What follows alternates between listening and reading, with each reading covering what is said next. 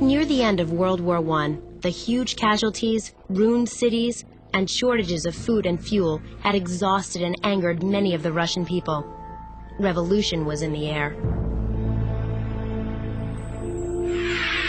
Have you ever revolted against the rules? One time I had a party while my parents were not home, and I knew it was wrong, but I did it anyway. One of the rules here is that your skirt has to be longer, or at least the same length as your fingertips when you put them at your side. Well, we have this rule, flip-flop rule, not exactly called that, basically preventing us from wearing flip-flops to school. But my arms are really long, so I usually break that rule because my skirts just don't come that far. I think it's ridiculous that a school could believe that certain types of footwear can stop you from getting work done or taking tests and learning. Well, I've broken the provisional license rule because I'm only 17 and I'm only supposed to drive with one person in the car. And there's been a situation where my friends have needed rides and they were in a place where they'd be stuck there for the night and there was nowhere to get them. I think that if I believe that I'm doing something right, it's okay to go ahead and do it.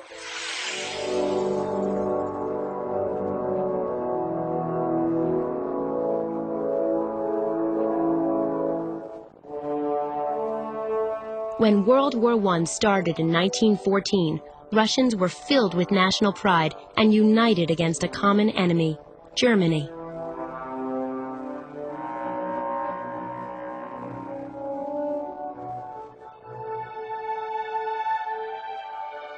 But the war would drag on for 4 years, and with each year, the Russian casualties grow.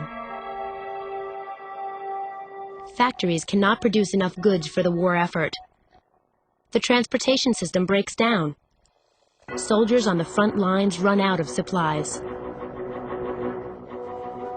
By 1915, many soldiers have no rifles or ammunition. The war is bleeding the country dry.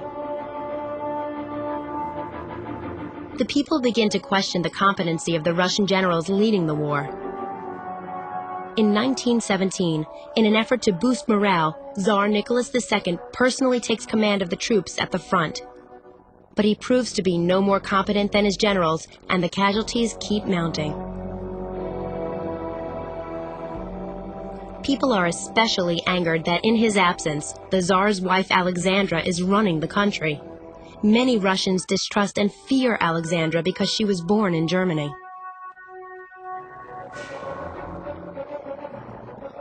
In March 1917, workers in St. Petersburg, renamed Petrograd during the war, go on strike. Continued losses on the front lines and shortages of food and fuel at home bring the Tsarist monarchy to collapse. How did the revolution start? Marchers take to the streets shouting, "Bread! Bread!" Hunger has turned to anger. Crowds break into food shops throughout the city. Revolution is imminent.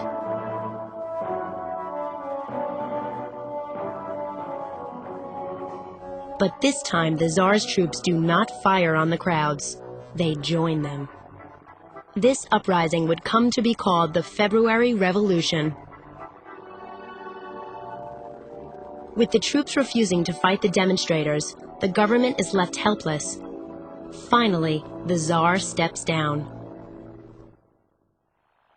Crowds cheer as the Duma, the Russian parliament, sets up a temporary government. But this government decides to continue the unpopular war with Germany. It is a big mistake. Most Russians are tired of the war, and they start to take matters into their own hands. Groups opposed to the war form Soviets, or councils of workers and soldiers. While the Soviets try to work with the new government, the Bolsheviks quickly take charge.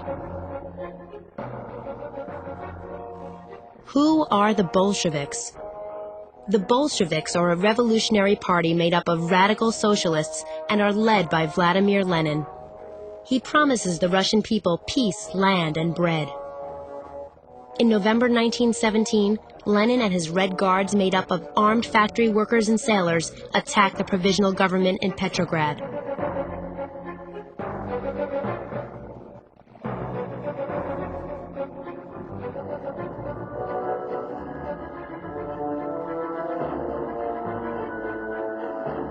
In a matter of days, Lenin's forces have won.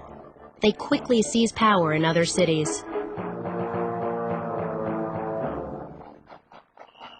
For the next 3 years, the Bolsheviks and their Red Army will fight a civil war with the White Army, the counter-revolutionary forces still loyal to the Tsar.